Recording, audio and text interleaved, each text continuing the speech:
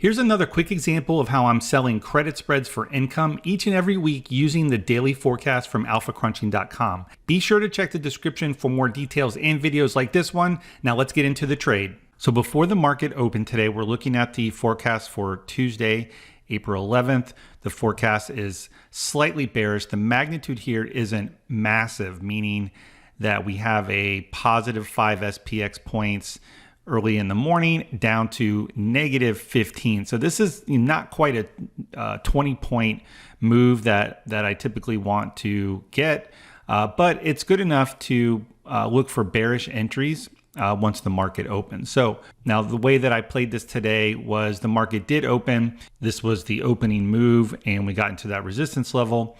And as we consolidated a little bit, we started to retest that area. So at that point, I sold an out of the money call spread.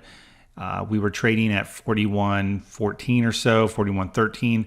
I sold the 41.25, 41.30 bear call spread. I got a $1.10 credit. And the idea here is that I'm basically trading against the resistance level that I identified.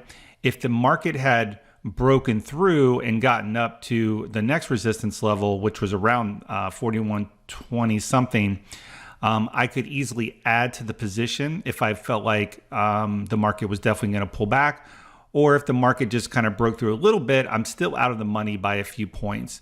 Now, it turned out the market actually turned lower and found support back at the support level. So there's a pretty tight range of 41.14 to down to 4100.03. So we're looking at, a 10 or 15 point range, but this is how fast these options can decay, and the gamma can work in your favor if you catch a small move. So I went ahead and closed the trade once we got back to this support level.